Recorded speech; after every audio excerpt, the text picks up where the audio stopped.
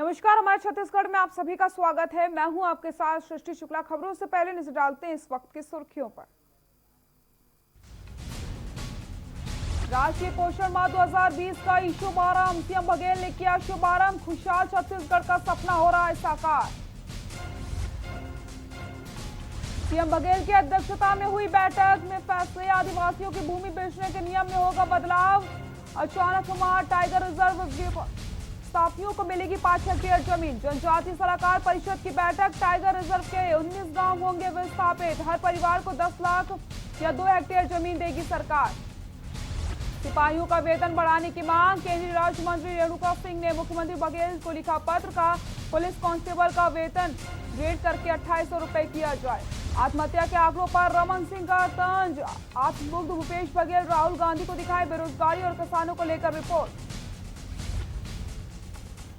छत्तीसगढ़ कांग्रेस अध्यक्ष Mohan Markam corona positive, राज्य में संक्रमितों की संख्या 47,000 के पार। कोरोना के 2017 नए मामले आए सामने। आप देख रहे हैं के न्यूज, खबरों का सारथी। मुख्यमंत्री भूपेश बघेल ने राष्ट्रीय पोषण माह का शुभारंभ किया। वहीं वीडियो कॉन्फ्रेंसिंग के माध्यम से गोधन न्याय योजना के तहत प्रदेश के 76,803 गोबर विक्रेताओं को तृतीय किस्त 6 करोड़ 27 लाख रुपए का भुगतान भी किया। इस मौके पर गोधन न्याय योजना ऐप का भी शुभारंभ किया गया है। मुख्यमंत्री ने राष्ट्रीय पोषण माह का किया शुभारंभ। शुभारंभ के दौरान मुख्यमंत्री भूपेश बघेल ने कहा, हमारा लक्ष्य सुपोषित छत्तीसगढ़ बनाना है। सुपोषण अभियान से कुपोषित बच्चों में आई 13% की कमी। मुख्यमंत्री भूपेश बघेल ने किया पोषण रथ का भी शुभारंभ। पुरखों ने जो देखा पूरी ताकत से उसे पूरा कर रहे। बच्चों और महिलाओं को गर्म भोजन दिया जा रहा। मात्र 6 महीने में 60,000 से अधिक बच्चे कुपोषण मुक्त। आंगनबाड़ी कार्यकर्ताओं ने बहुत बढ़िया काम किया। निष्ठा और सेवा भावना की वजह से सुखद परिणाम। कोरोना और कुपोषण दोनों पर लड़ाई लड़नी है। कोरोना काल में भी हितग्राहियों के घर जाकर दिया राशन। गोधन न्याय योजना ऐप का सीएम बघेल ने किया शुभारंभ। गोधन न्याय योजना की तीसरी किस्त का भुगतान। गोबर विक्रेताओं को 6.27 करोड़ का भुगतान। गौठानों में वर्मी कंपोस्ट उत्पादन के लिए टांका निर्माण के निर्देश। 76,803 गोबर विक्रेताओं को हुआ भुगतान। गोबर विक्रेताओं से 3,13,765 क्विंटल गोबर की खरीदी। योजना का लाभ सभी प्रदेशवासियों को मिल रहा। गरीबों और जरूरतमंद तबके के लोगों को मिल रहा लाभ। पूर्व प्रधानमंत्री राजीव गांधी का सपना पूरा हो रहा। गोधन न्याय योजना गरीबों पशुपालकों में काफी लोकप्रिय। योजना से भूमिहीन और गरीबों को लाभ मिल रहा। मुख्यमंत्री भूपेश बघेल ने गोधन न्याय योजना ऐप की लॉन्चिंग करी। इस अवसर पर उन्होंने पाटन के ग्राम सिकोला के ग्रामीणों से बातचीत भी करी। मुख्यमंत्री ने सरपंच उषा निषाद से गौठान की स्थिति की जानकारी ली, साथ ही साथ गोबर खरीदी की व्यवस्था की जानकारी ली। साथ ही उन्होंने बघेल ने राष्ट्रीय पोषण माह का शुभारंभ किया। वहीं वीडियो कॉन्फ्रेंसिंग के माध्यम से गोधन न्याय योजना के तहत प्रदेश के 76,803 गोबर विक्रेताओं को तृतीय किस्त 6 करोड़ 27 लाख रुपए का भुगतान किया। इस मौके पर गोधन न्याय योजना ऐप का भी शुभारंभ किया गया है। महिला आयोग के अध्यक्ष किरण नायक जी और हमारे सभी अधिकारीगण, उपस्थित साथियों, भारत सरकार ने इस पोषण माह के शुभारंभ के अवसर पर विभागीय मंत्री श्रीमती अनिला भेड़िया जी, हमारे कृषि मंत्री आदरणीय रविंद्र चौबे जी, साथ ही संसदीय सचिव श्रीमती रश्मि ठाकुर जी, महिला आयोग के अध्यक्ष किरण नायक जी और हमारे सभी अधिकारीगण, उपस्थित साथियों, भारत सरकार ने इस माह को सुपोषण के लिए चुना है और जो कुपोषित बच्चे हैं तो उसको कुपोषण से बाहर लाने का अभियान चलाने का निर्देश दिया है। मुझे इस बात की प्रसन्नता है कि ये काम हमारे छत्तीसगढ़ सरकार ने पहले ही कर लिया। पायलट प्रोजेक्ट के रूप में हम जून माह में 2019 में हमने दंतेवाड़ा को चुना और उस पायलट प्रोजेक्ट से अनुभव लेते हुए उसे फिर बस्तर के अन्य जिलों में उसको फैलाया और 2 अक्टूबर को गांधी जी के 150वीं वर्षगांठ के अवसर पर पूरे प्रदेश स्तर पर इस अभियान की शुरुआत हमने की, जिसमें प्रदेश में जहां 38% बच्चे हमारे कुपोषित हैं और साथ ही 47% महिलाएं एनीमिया से पीड़ित हैं। ये बहुत बड़ी संख्या है और ये अपने आप में बहुत बड़ी समस्या के रूप में हम लोग इसे देखते हैं। यदि 38% बच्चे यदि कुपोषित हो जाएं, 47% यदि महिला हमारे एनीमिया से पीड़ित हैं, तो ये जो समस्या है छत्तीसगढ़ के बारे में कहा जाता है कि नक्सल बहुत बड़ी समस्या है। मैं समझता हूँ ये नक्सल से भी बड़ी समस्या है। यदि हमारे बच्चे ही कमज़ोर होंगे, हमारी माताएं, बहनें, बेटियां यदि कमज़ोर होगी तो आने वाली पीढ़ी निश्चित रूप से कमज़ोर होगा। और इसीलिए इस कार्यक्रम को हम लोगों ने इस समस्या से जूझने के लिए पूरे प्रशासन को हमने लगाया और मुख्यमंत्री सुपोषण योजना की शुरुआत की। हर पंचायत में गर्म भोजन बच्चों को देना शुरू किए, महिलाओं को देना शुरू किए। उसका परिणाम ये हुआ कि 2 अक्टूबर से लेके मार्च महीने तक के जो हम लोगों ने अभियान चलाया, कोरोना जो लॉकडाउन शुरू हुआ उसके पहले तक के तो लगातार हम लोग चलाते रहे। लगभग 6 महीना इस कार्यक्रम को संचालित किया। उसका सुपरिणाम ये आया कि 13% बच्चे हैं वो कुपोषण से बाहर आए। मैं नहीं समझता कि हमारे छत्तीसगढ़ में भी पिछले वर्षों में किसी एक वर्ष में भी इतना प्रतिशत बच्चे कुपोषण से बाहर आए हों जो इस अभियान से। तो जो हम लोग अभियान चलाए हैं वो बहुत सही दिशा में काम हो रहा है। हमारे महिला बाल विकास विभाग के, हमारे जिला प्रशासन के और हमारे पंचायतों से जुड़े हुए लोग हैं, आंगनबाड़ी है, मितानिन है, सब लोगों ने बहुत बढ़िया काम किया है। उसी का परिणाम है कि रिजल्ट आया है। इसे आगे बढ़ाने का आवश्यकता है। अब चूँकि कोरोना काल है, सब लोग डरे हुए हैं, सहमे हुए हैं और ऐसे में इस अभियान को भी संचालित करना है। तो लड़ाई हमारे 2 अलग अलग मोर्चे में हम लोग लड़ाई लड़ रहे हैं।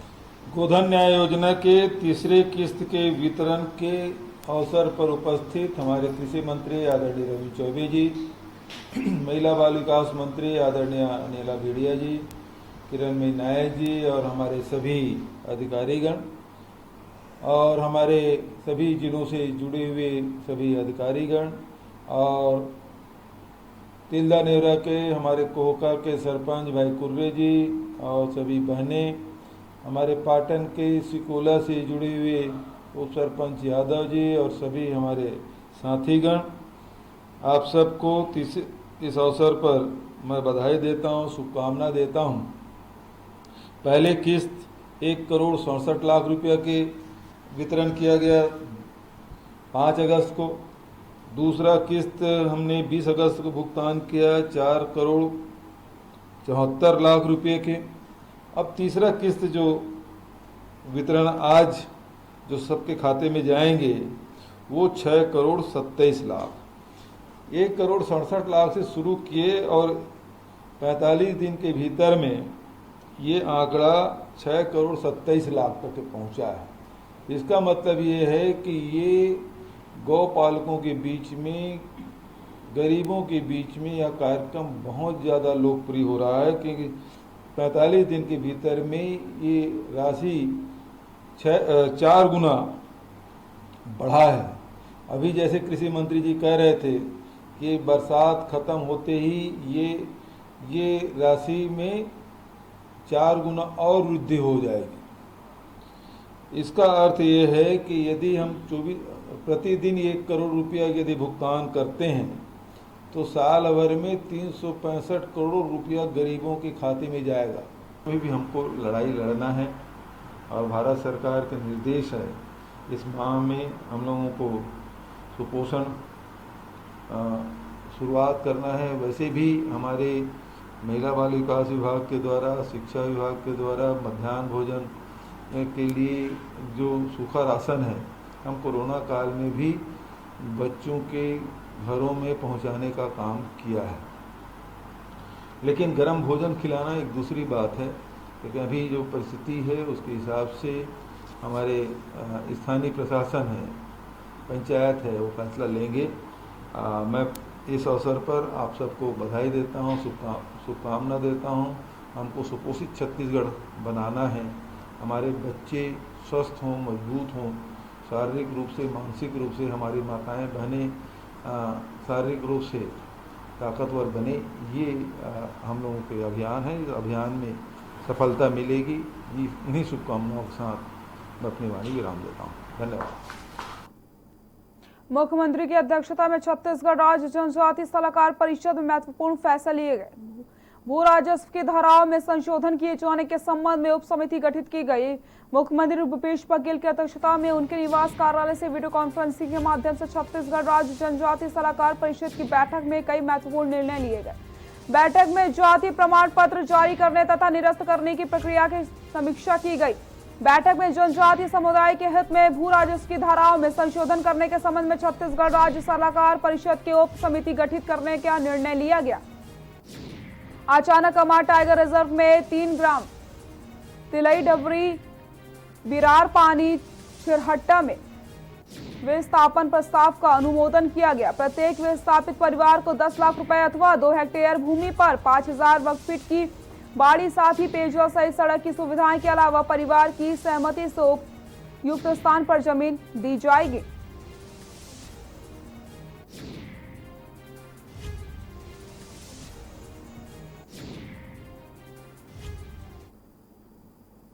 छत्तीसगढ़ के पूर्व गृह मंत्री ननकी राम कंवर के पुत्र संदीप कंवर ने भाजपा नेता देवेंद्र पांडे और उनके पुत्र शुभम पांडे पर मारपीट का आरोप लगाया था, जिसकी शिकायत रामपुर पुलिस सहायता केंद्र में दर्ज करवाई गई थी। शिकायत दर्ज कराने के बाद आरोपियों को गिरफ्त में ले लिया गया था, जिसको देखते हुए पूर्व गृह मंत्री ननकी राम कंवर ने रायपुर सीएम हाउस में सामने धरना प्रदर्शन की चेतावनी देते हुए जल्द से जल्द गिरफ्तारी की मांग की थी। इस मामले को लेकर छत्तीसगढ़ सर्व आदिवासी समाज की जिला अध्यक्ष सेवक राम कंवर ने भी मुख्यमंत्री को पत्र लिखकर के आरोपियों के विरुद्ध अनुसूचित जाति जनजाति अत्याचार अधिनियम के तहत गिरफ्तार किए जाने की मांग की है।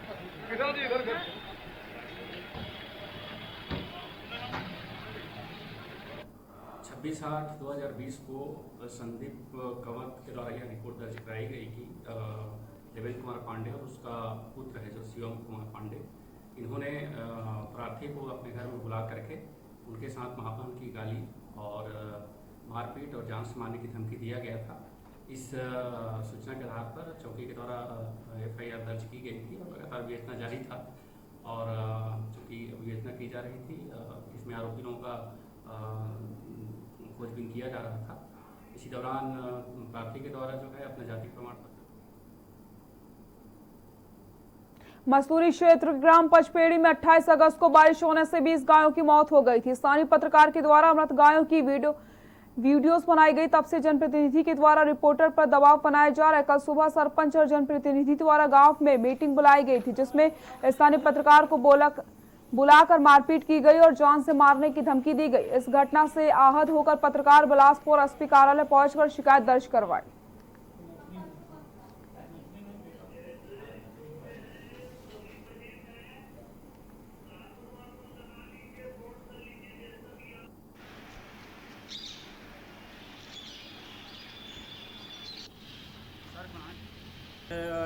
सुबह सोया हुआ था, तब सरपंच का कॉल आया कि गांव में मीटिंग रखा गया है। तो मैं मीटिंग में गया सरपंच के फ़ोन करने पर, और वहां जाने के बाद गांव के ही 4-5 लोग थे, चुनिंदा लोग, जिन लोग मेरे को घेर के रखे हुए थे और उनके द्वारा मुझे घेर कर रखा गया था और मेरा मोबाइल भी उन लोग छीन लिए थे। और जो संतोष यादव है उसके द्वारा, उसके भाई और उसके द्वारा मेरे को मारपीट किया गया और जाति सूचक गाली गलौज दी गई है। बीते कुछ दिनों से बिलासपुर में कोविड-19 से संक्रमित मरीजों की मृत्यु होने पर उनका अंतिम संस्कार भिखियाछी में शमशान घाट में करने को लेकर ग्रामीण जमकर विरोध करते नजर आ रहे हैं। जहां ग्रामीणों ने कुछ देर पूर्व वहां अंतिम संस्कार के लिए 3 संक्रमित शव लेकर पहुंचे, जिसके बाद उन्होंने कर्मचारियों अधिकारियों का रास्ता रोक लिया और उन्हें शमशान घाट तक नहीं जाने दिया। इसके कारण वहां का माहौल तनावपूर्ण हो गया। मौके पर पहुंचे वार्ड पास्टर विजय केशरवानी ने लोगों से बातचीत करी और उन्हें लाशों के अंतिम संस्कार कर देने के लिए राजी कर दिया। लोगों का आरोप है कि संक्रमित शवों अंतिम संस्कार के दौरान नगर निगम का कोई भी अधिकारी कर्मचारी व मौजूद नहीं रहता। लापरवाही के चलते आसपास के लोगों में संक्रमण फैलने का खतरा बढ़ रहा है।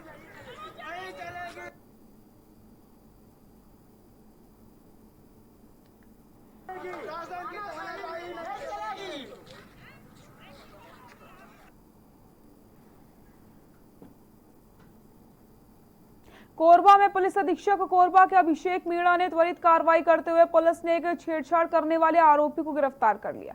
आपको बता दें, कुछ दिन पहले एक युवक महिला को लगातार ब्लैकमेल कर रहा था, जिसकी पुलिस को शिकायत की गई थी और पुलिस ने अब उसको गिरफ्तार कर लिया है। कुछ चीजों को आपत्तिजनक कुछ रिकॉर्डिंग कर लिया था, उसके एवज में क्या ब्लैकमेलिंग कर रहा था? हाँ, ब्लैकमेल कर रहा था और शारीरिक संबंध।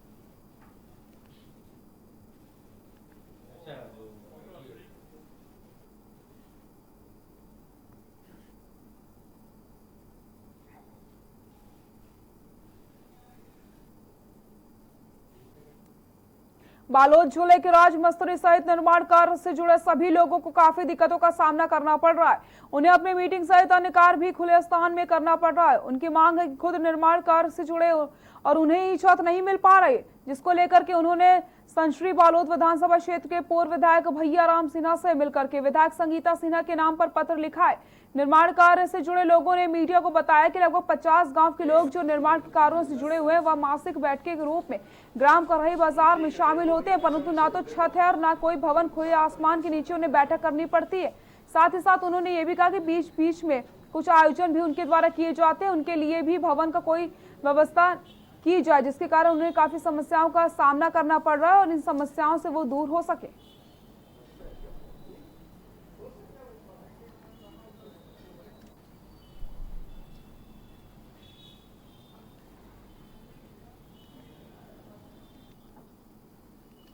हम लोग अभी लगभग बालोद ज़िले में तो एक इकाई बनाए हैं करीबदर को, और बालोद ज़िला में भी संघ है, हमारा संघ है, और दोनों का पंजीयन क्रमांक वही है 485 क्रमांक में हम लोग वर्तमान अभी पंजीयन में चल रहे हैं। और हमारे करीबदर क्षेत्र में 50 गांव के सभी राजमिस्त्री, कल्याण संघ, कारपेंटर, बढ़ाई सब एकत्रित होकर के प्रत्येक माह 1 तारीख को मीटिंग रखते हैं और सभी लोग उपस्थित होते हैं, अपनी समस्या को रखते हैं।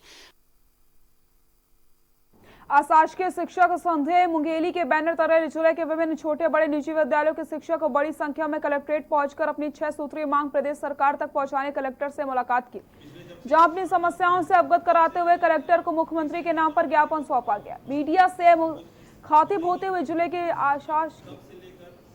शिक्षक संघ से जुड़े शिक्षकों ने बताया कि प्रदेश सरकार द्वारा निजी विद्यालयों में कक्षा 1 से 10वीं के विद्यार्थियों को निःशुल्क पाठ्य पुस्तकों का वितरण अभी तक नहीं किया गया है, जबकि शासकीय स्कूलों में निःशुल्क पाठ्य पुस्तकों को वितरण कर दिया गया है।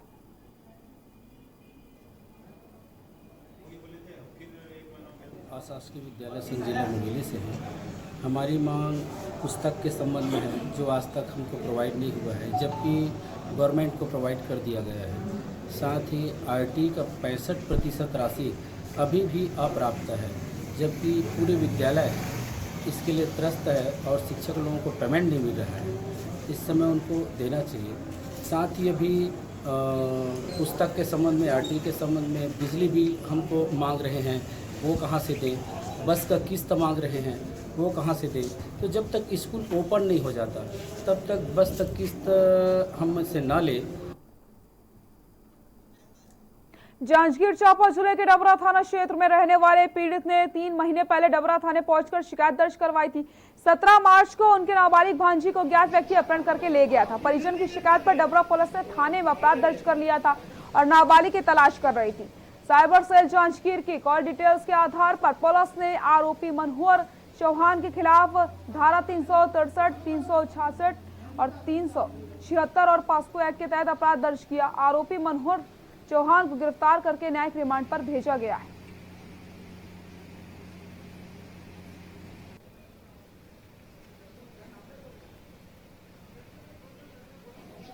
निवासी भजपुर का रहने वाला है, जो आज से करीबन 3 माह पूर्व आकर रिपोर्ट दर्ज कराया था कि 17/3/2020 को उसके नाबालिग भांजी को किसी अज्ञात व्यक्ति अपहरण करके ले गया है। तब से थाना डभरा के द्वारा लगातार पता तलाश की जा रही थी। साइबर सेल जांजगीर से प्राप्त कॉल डिटेल के आधार पर लगातार उस दिशा निर्देशन पर पता तलाश की जा रही थी। छत्तीसगढ़ की सीमा से लगे झारखंड के ग्राम गोदरमाना के मवेशी मालिक पिछले कई दशकों से रोज कन्हर नदी को पार करके अपने मवेशियों को चराने के लिए छत्तीसगढ़ के रामानुजगंज की ओर आते हैं। जान जोखिम में डालकर अपने नदी पार करना उनकी मजबूरी बन गई है, लेकिन इसे रोकने के प्रयास किए जा रहे हैं, जिससे खतरा बरकरार है और किसी भी दिन एक बड़ा हादसा हो सकता है। क्या कुछ है पूरा मामला, आपको दिखा देते हैं।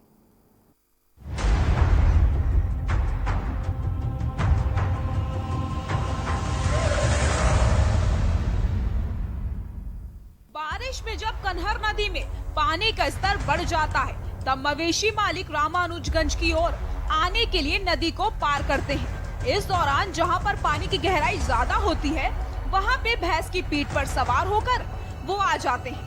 हालांकि नदी की गहराई बीच में ज्यादा है। मवेशी मालिकों के मुताबिक झारखंड स्थित उनके गाँव के आसपास चारागाह की कमी है।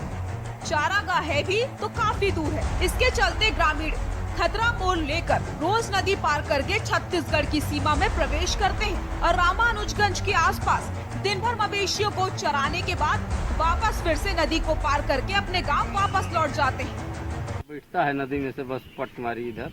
उस समय अगर इधर रह गए तो पुल से जाते हैं और उधर रह गए तो ये भी नहीं करते हैं। अभी तो आया था नदी तो 5-7 दिन नहीं आए थे। भय लगभग करेगा तो कैसे की जगह इतना जानवर हिलता है, हिल जाते हैं साथ में। नहीं पहले रुकेंगे, हम लोग कार नुकसान कर रहे हैं, आते हैं चारा चरा के जाते हैं, कोई नुकसान थोड़े करते हैं प्रशासन दोनों। झारखंड के गोदरमाना और लीला पत्थर गांव के सैकड़ों ग्रामीण पिछले कई दशकों से रोज नदी को पार करके अपने दर्जनों मवेशियों को चराने के लिए रामानुजगंज की ओर आते हैं। साल भर में बाकी महीनों में तो ज्यादा दिक्कत नहीं होती, लेकिन बारिश के 2 से 3 महीने में इन्हें कई बार परेशानियों का सामना करना पड़ता है। बारिश होने पर नदी में बाढ़ आ जाती है, जिससे नदी पार करते समय भैंस की पीठ का सहारा लेना पड़ता है। ऐसे में उनकी जान की जोखिम बनी रहती है। ग्रामीणों ने बताया कि रामानुजगंज इलाके में पर्याप्त चारा है, जिससे मवेशियों को भरपूर खुराक मिल जाती है। यही वजह है कि ग्रामीण अपने मवेशियों को चारे की भरपूर खुराक प्राप्त करने अपनी जान जोखिम में डालकर झारखंड छोर पर रामानुजगंज जाते हैं। से ये जो कन्हर नदी है, यहाँ पर वर्षों से जो बगल उस पार का जो झारखंड राज्य का गोदरमाना गांव है, वहाँ के मवेशी मालिक जो हैं, चूंकि वहाँ पे चारागाह की या हरे चारों की कमी रहती है, तो अपने मवेशियों को परंपरागत रूप से नदी के इस पार लाकर और दिन भर चराकर शाम को वापस ले जाते रहेंगे। लेकिन अभी जो है नदी में जिस तरह से जल भराव ज़्यादा हो गया है और एनीकट बनने की वजह से कीचड़ भी ज़्यादा मात्रा में हो गया है नदी में। ऐसे में मवेशी मालिक जब मवेशियों को लेकर और इस नदी से पार होते हैं, और ज़्यादातर देखा गया है कि नदी में जब पार होते समय मवेशी के ऊपर भी वो बैठे रहते हैं, तो वैसे समय में अगर कभी भी दुर्घटना होती है, और आए दिन घटनाएं होती रहती है कि कभी अचानक जल स्तर बढ़ता है तो मवेशी मालिक बुरी तरीके से फंस जाते हैं। तो ऐसे में कभी भी दुर्घटना होती है तो ये हमारे छत्तीसगढ़ राज्य की या हमारे रामानुजगंज शहर की बदनामी होगी और यहाँ के प्रशासन को उस समय मशक्कत करना पड़ेगा। हमारी प्रशासन से मांग है कि इस दिशा में पहल करते हुए, उचित पहल करते हुए इस तरह के आवागमन पे रोक लगाया जाए। गरीब किसानों के पास परिवार पालने के लिए आय के जरिए रूप में जो मवेशी हैं, उनके चारे की व्यवस्था के लिए उन्हें अपनी जान जोखिम में डालकर नदी पार करके दूसरे प्रदेश की सीमा में आना पड़ता है। लेकिन इस ओर किसी भी जनप्रतिनिधि का ध्यान नहीं जाता, जिससे समाधान न होने पर खतरे की तलवार इन चरवाहों पर बनी हुई है। बलरामपुर से के न्यूज इंडिया के लिए गुलाब ताज की रिपोर्ट।